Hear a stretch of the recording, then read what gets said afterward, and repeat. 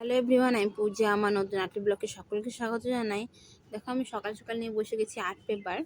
মানে আমার মেয়ের যেহেতু স্কুলে হাতের কাজ লাগবে, সেজন্য ওর জন্য আমি আর্ট পেপার দিয়ে হাতের কাজ তৈরি করে দিচ্ছি। তো চলো, হাতের কাজ বানাতে বানাতে তোমার সাথে কিছু কথা শেয়ার করি। আমাকে একটা দিদি কমেন্টে বলছে যে দিদি তুমি কখন লাইভে আসো। তো সেটাই ভাবলাম যে তোমাদেরকে এই ভিডিওটার মাধ্যমে তোমাদেরকে লাইভে সঠিক টাইমটা আমি জানিয়ে দিই।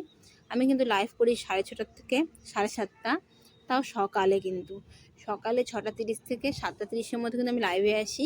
আর তোমরা 7টার দিকে আসলে কিন্তু আমাকে লাইভে পেয়ে যাবে। তো আমার সকল বন্ধুদের লাইভে আসার আমন্ত্রণ রইল। তোমরা সবাই আমার লাইভে এসো।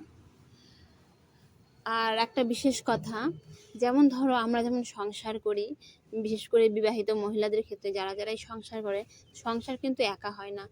সংসার বাইরে সবার একসাথে থাকলে বা সবার কিন্তু একসাথে মিলেমিশে থাকলে আর সবাই সবার সাপোর্ট করলে তবেই কিন্তু একটা সংসারে আয় উন্নতি হয়। ঠিক তেমনি কিন্তু মোবাইলে যে আমরা ফেসবুক বা ইউটিউবে কাজ করি তাদের ক্ষেত্রেও কিন্তু সেম ব্যাপার।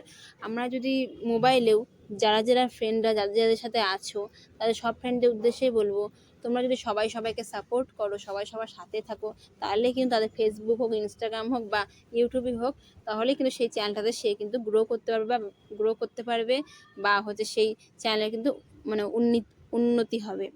তো সেই জন্য বলবো সবাই সবাইকে সাপোর্ট করো, সবাই সবাইকে এগিয়ে নিয়ে যাও, সবাই সবার পাশে থেকো।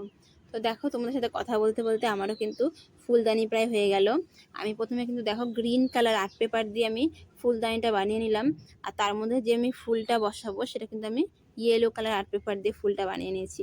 আর তার মধ্যে কিছু পেইন্ট কালার করে দিয়েছি। আমার কিন্তু দেখো ফুলদানিটা কিন্তু কমপ্লিট। তোমার ফুলদানিটা কেমন হয়েছে তোমরা অবশ্যই কমেন্ট করে জানাও। আর তোমরা কারা কারা তোমার ছেলে মেয়েদের জন্য এরকম হাতের কাজ বানিয়ে দাও অবশ্যই জানাবে।